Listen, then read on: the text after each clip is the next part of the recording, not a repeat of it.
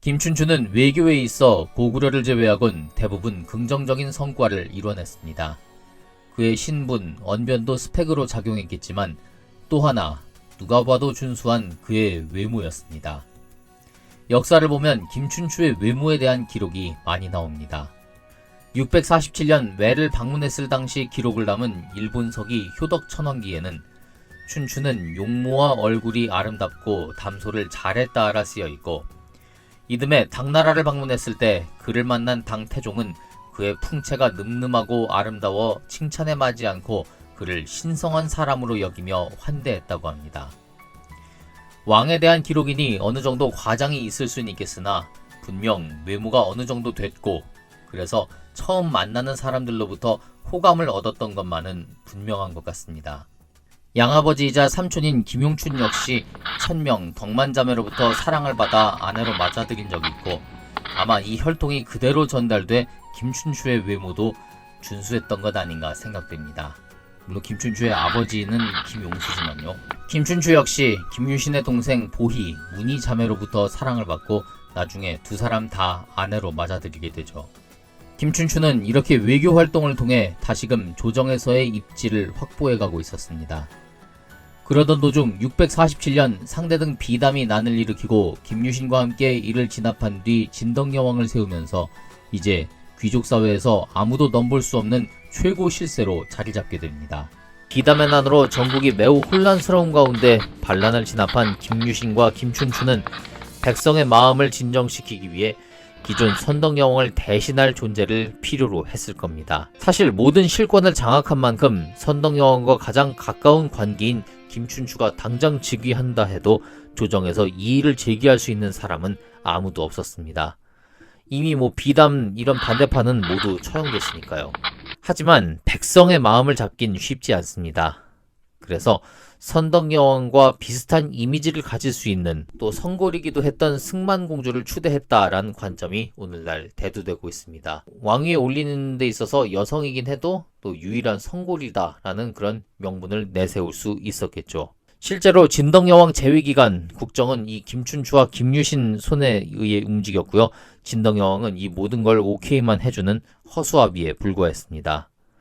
마치 조선 초 제1차 왕자의 난 이후 정한대군이 백성의 이목을 의식해 형이었던 영한대군을 즉위시키고 4년간 모든 실권은 자기가 다 틀어쥐고 있던 모습과 유사합니다.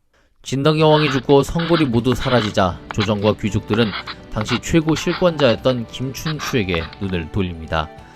참고로 김유신은 가야 출신이기 때문에 왕위 승계 대상이 될 수 없습니다. 아예 골품도 없었을 겁니다. 실권만 갖고 있었던 거죠. 하지만 이 당시 조정엔 김춘추 못지않은 실력과 리더십을 가진, 그리고 나이도 훨씬 많았던 상대등 알천이 있었습니다.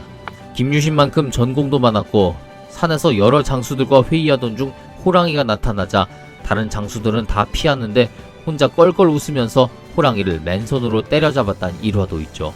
왕의 자리에 공백이 생기자 귀족들은 우선 신료들 중 으뜸이었던 이 알천에게 섭정을 요청합니다. 하지만 그는 호탕하게 김춘추에게 섭정을 양보하며 뒤로 물러납니다. 이 알천, 사심이 없던 인물로 혼란한 상황을 정리하고 조정의 이목을 김춘추로 집중시킴으로써 나라의 앞날을 대비하려는 큰 결단이었죠. 그렇게 654년 3월 김춘추는 진덕여왕의 뒤를 이어 왕위에 오릅니다. 김춘추의 일생을 연표와 함께 다시 간단히 정리해 보겠습니다. 603년에 출생했고요. 어린 시절부터 양아버지를 따라 화랑에서 수련한 뒤 24살에 풍월주가 됩니다. 정확하진 않습니다만 아마 이 시기를 전후해 김유신의 여동생이었던 문희를 두 번째 부인으로 맞아들였을 겁니다. 여기서 김춘추 가족들을 한번 보도록 하겠습니다. 자, 무열왕으로 소개를 하고 있습니다. 지금 정리해보면요. 아버지는 김용수, 그리고 어머니는 천명공주였습니다. 각각 진지왕의 아들, 진평왕의 딸이었죠. 첫 번째 부인은 보량입니다. 이전에 미실 이야기할 때 남편 중에 한 명인 설원 이야기했었죠. 참고로 마지막까지 이 미실을 지켰던 설원은 화랑의 7대 풍월주, 앞서 세종에 이어서 7대 풍월주가 됐었죠. 사다음이 5대였고 세종이 6대였고 설원이 7대였습니다. 그리고 그 사이에서 태어난 아들 보종이 있습니다. 16대 풍월주에 오릅니다. 네, 이 보종의 딸입니다. 그러니까 미실과 설원의 손녀가 되겠죠. 남편 김춘추와의 사이는 좋았는데 딸 하나를 낳고 그 다음 아이를 낳으면서 산고로 일찍 세상을 떠났습니다. 그리고 이 딸이 대하성 전투 때 목숨을 잃은 고타소죠. 둘째 부인은 아까 이야기했던 여러분들 잘 아시는 문희입니다. 김유신의 둘째 여동생이고요. 훗날 왕후가 돼 역사에 문명왕후로 더 잘 알려져 있습니다. 범민, 인문 등 7명의 왕자를 낳았습니다. 이 문희가 김춘추의 아내가 된 스토리는 김유신의 이야기에서 언급하도록 하겠습니다. 셋째 부인은 문희의 언니, 그리고 김유신의 첫째 여동생 보희입니다. 처음 왕비가 되는 꿈은 이 언니가 꾸었는데 꿈 내용이 민망하다는 이유로 동생에게 꿈을 팔았죠. 그 때문인지 몰라도 김춘추와 맺어지지 못했다는 아쉬움에 아예 시집을 가지 않았다고 합니다. 그렇지만 훗날 김춘추의 첩이 되죠. 결국 동생보다 서열상 아래가 됐습니다. 그리고 계지문을 비롯해 아들과 딸 5남매를 낳았는데요. 이 중에 요석, 바로 요석공주가 훗날 스님이었던 원효대사와 결혼해 설총을 낳게 된다고 합니다. 다른 왕자들은 딱히 볼 것 없고요. 첫째 아들 범민, 바로 삼국통일을 이끈 문무왕입니다.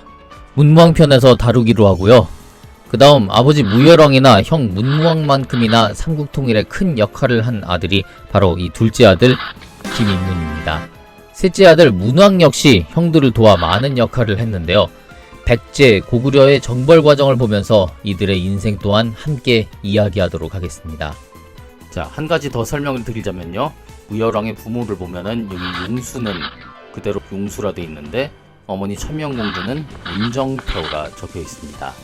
무열왕은 즉위 후 자신의 실질적인 부모였던 용춘 그리고 천명공주 이 두 사람을 각각 왕과 왕후로 추대합니다. 이후의 시대에도 보면은 아버지가 왕이 아닌데 훗날 아들이 왕위에 오른 경우 자신의 부모를 왕과 왕후로 추대하는 일이 적지 않았습니다. 이도 같은 경우라 하겠습니다. 다만 친아버지가 용수란 사실은 잘 알았겠지만 김춘추는 성장 과정의 대부분을 자신의 양아버지였던 용춘과 함께 했습니다. 그렇기 때문에 친아버지가 따로 있다는 사실은 알았어도 용춘을 자신의 친아버지처럼 여기고 살았을 가능성이 큽니다. 김춘추는 어머니였던 천명공주를 문정태후로, 양아버지 용춘을 문흥왕으로 추대합니다. 또한 이모 병나는 선덕여왕이 되었죠. 다시 김춘추의 생애로 돌아와서요. 30살 되던 632년 진평왕이 승하하고 선덕여왕이 즉위합니다. 이때부터 김유신과 함께 조정의 중요한 위치로 부상하는데요. 10년 뒤 40살 되던 642년엔 인생의 가장 큰 슬픔을 맞죠. 바로 대야성 전투로 딸 고타소와 사위 김품석을 잃은 게 이때였습니다. 그는 이때부터 백제에 대한 복수를 다짐하며 고구려로, 외로, 당나라로 다니며 외교에 목숨을 걸게 됩니다. 보시면은 바로 이때가 의자왕이 즉위하자마자 대하성을 침공했던 그 시기였죠. 고구려에서도 이듬해 보장왕이 즉위했습니다. 647년엔 비담의 난이 일어나 김유신과 함께 이를 진압하고 조정의 최고 실세가 됩니다.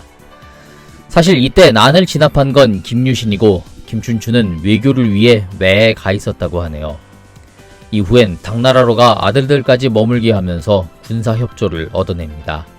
2년 뒤 당나라에서 태종이 승하하고 고종이 즉위하면서 이전 태종 때 김춘추가 청했던 백제 정벌 논의가 가속화됩니다. 그리고 654년 진덕여왕이 즉위 7년 만에 세상을 떠나고 드디어 신라 29대 임금으로 등극합니다. 시간이 흘러 의자왕은 다시 한번 신라 공격을 감행합니다. 이미 무왕 때부터 그랬듯이 당나라의 사신분에 진정시켜 놓다가 시간 지나면 또 공격하는 방식입니다. 655년 1월 고구려 말갈과 손을 잡고 신라의 23개 성을 공격해 무너뜨립니다. 대단한 성과죠. 당황한 신라 무열왕은 당에 사신을 급파하고 도움을 요청합니다. 당 고종은 곧바로 정명진, 표정방을 보내 고구려를 쳤으나 패하고 말죠. 이에 더욱더 신이 난 의자왕은 고구려와 말갈의 지원을 받아 8월에 다시 한번 신라를 공격해 추가로 성을 빼앗습니다. 앞서 1월 전투까지 합해 신라로부터 빼앗은 성은 무려 33개였죠. 즉위 초부터 고구려와 백제의 지속적인 공격을 받고 나라가 위기에 처하죠. 당나라에 약속한 군사 파견을 계속 요구하지만 당의 움직임이 지지부진하다가 드디어 5년 뒤 소정방을 필두로 대규모 군단이 파견되고 치열한 전투 끝에 백제는 멸망합니다. 이후 백제 부흥운동이 일어나 이들을 달래고 때로는 정벌하려 여러 대책을 강구했지만 얼마 지나지 않아 59세로 승하하죠. 백제를 멸망시키고 바로 이듬해였습니다.